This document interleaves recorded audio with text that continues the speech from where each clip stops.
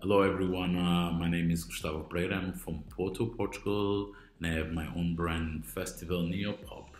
I also lead the Made of You group, which represents and produces events like Brunch Electronic Lisbon, BPM Portugal, Elro Portugal.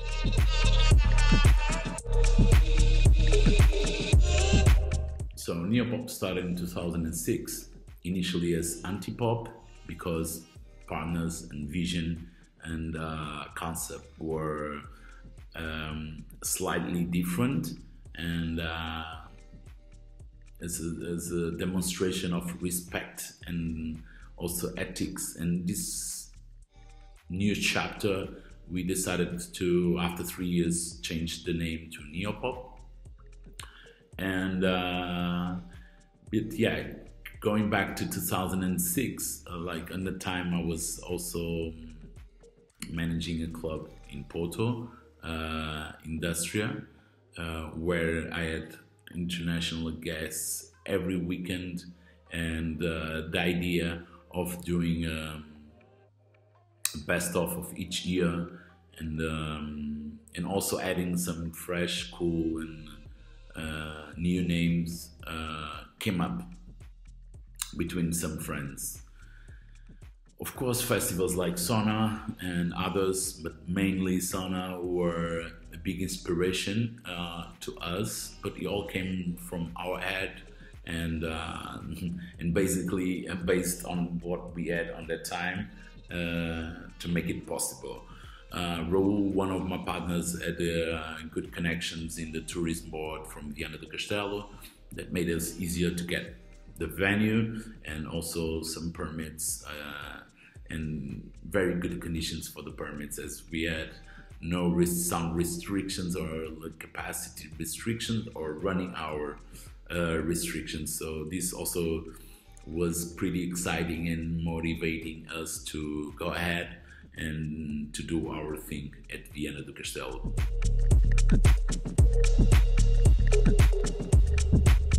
Normally we do the festival in the first or second weekend of August, depends on our summer agenda, or also in the calendar, where depending on the weekend dates.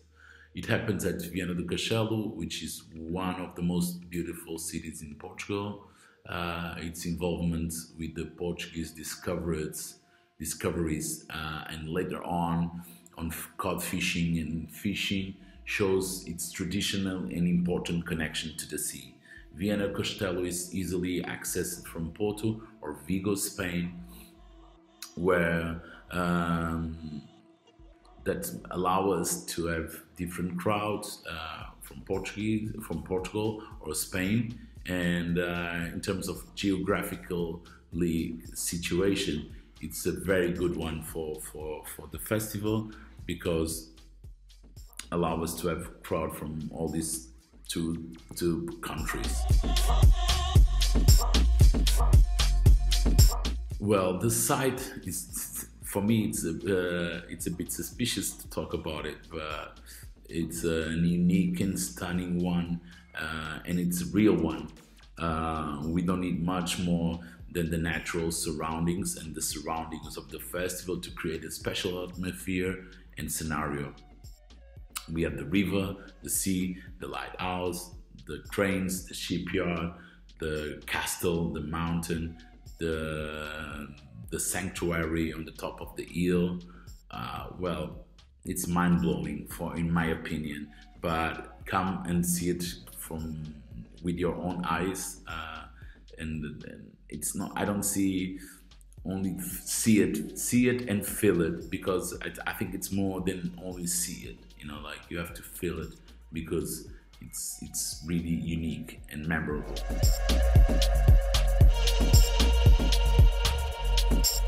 I believe we are pretty demanding and sometimes picky with some artists in the bookings, and selecting artists and acts that come to our festival.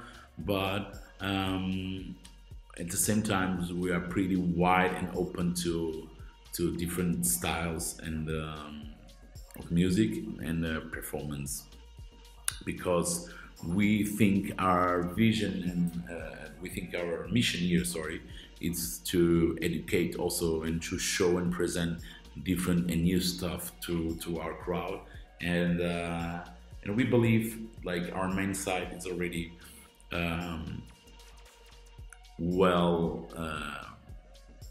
how can I say, it's really it's packed already, and it has a really a good demonstration of what's going on in terms of techno and house music.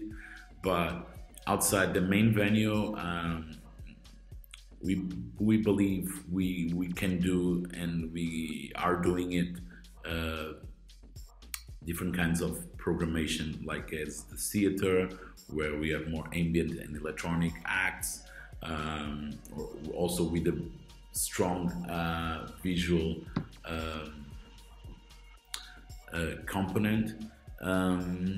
We also have like the camping, where we normally choose and book artists like from reggae to soul, disco, funk, you know. Um, it's not we don't want to be seen as a just a techno or house festival, you know. Like, we have all kinds of artists, we welcome every all kinds of artists and crowds. um, we also of course look for this aspect and this important detail, which is quality. And we believe into every kind of music there are talented and really interesting artists. So we try to present also in different atmospheres and different concepts and different types of events, um, this variety and this quality, and educate people with that. So yeah, mainly techno house, electro, down tempo, breakbeat, ambient, electronic acts, DJs, and live shows are taking place at our festival nowadays. Probably Michael Meyer was the first one to get to confirm. I'm not sure if it was him or Alexander Kowalski with Ken from Captain Comatose on the time. But it's funny because I'm not really sure. I don't remember pretty well who was the first act to be confirmed, but I remember who was the last one to be confirmed the first year, and it was Tiga. And it was a big fight with already, like, he was growing up and exploding on that time, and we had all the big festivals competition, and we were doing our best because this made sense on that time for him to come, and it was also important to us. As for me, my first booking ever was Charles Webster from Peace Rock, and it was done with Alex Lindblad from Backroom Entertainments, which is still a good friend, and for me, one of the best professionals I've ever met.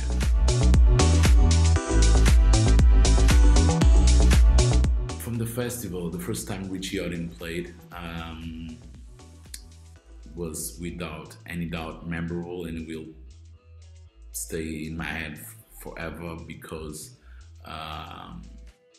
a lot of different situations, and one of them, Richie was not performing in Portugal for a while already, like, I don't know, 4 or 5 years, and yet a big connection with Portugal in the 90s, and it was playing regularly in the 90s, yet a huge crowd that always welcomed, and it was special for these people. Also for me, from all this background as with this all Elias, as Plastic Man or Secret Breaker or Fuse, Richie was, and he still is, like a big inspiration and one of the artists I most admire. And of course, this was his comeback to Portugal, to my festival through me, was for sure something I will never forget. Um, then I don't like to select um, special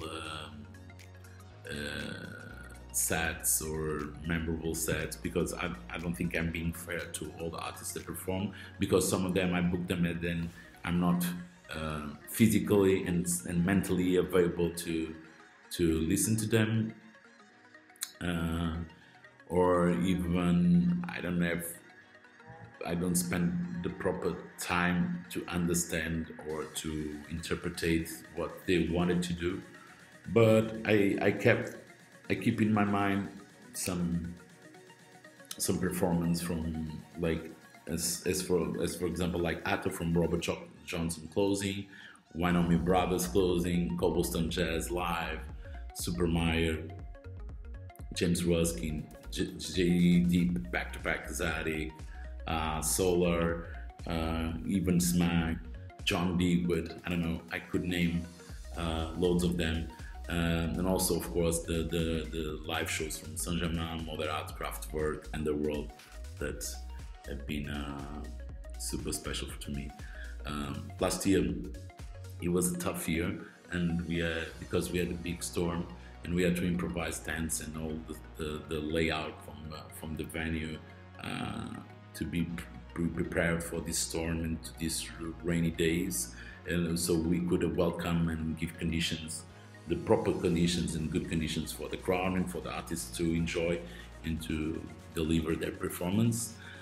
So the last day in the closing was done by Laurent Garnier, which was supposed to play 3 hours. He played 5 hours and a half because we really had to close. But it was really nice for me, for all the staff, for all the crowd, because we already had some sun. We had everything was ending. Everyone was happy and super relieved that our efforts made it worth. And it was without any doubt one of that sets that will keep in my mind and my memory forever. All kinds of people from all over the world.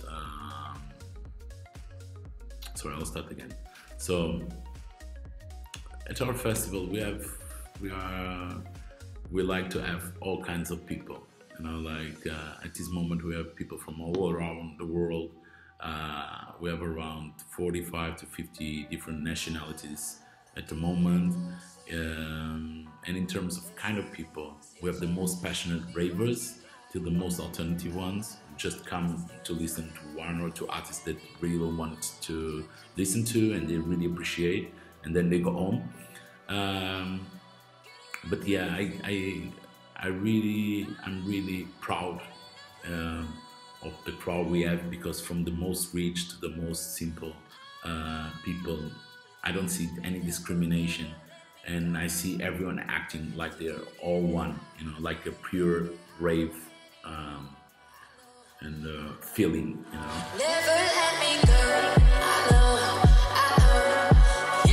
It's a tough one to answer, but I think it's the authenticity, the love we put in every single detail, our team that is a big family, the venue, the mix of artists and people, our background as ravers also allows us to put a different special touch on it. I'm completely sure about it, and also the way we communicate with our crowd and artists, it's very special and unique. Our annual marketing campaigns are always so creative and distinct from all the others that yes, I think basically it's that I'm not more than others, we're just different in some details, and that's what makes us more unique and also distinguishes us from the others. I want to tell you one more thing that's really important, and it's that I'm really tired of all this bullshit and this really weird and strange year we're living, and I miss you all. And when I say all, like I say crowd, of course, especially, and artists, journalists, promoters, competition, everyone, you know. I want my events and everyone's events back, and to keep to go back to work. Even if I don't stop, I've never stopped working properly, but I want to go back to work full time, full mode, and on a serious and honest and professional way as we've been doing till now. Thank you for everything, and I hope to see you soon in in a dance floor somewhere. Thank you. Bye bye.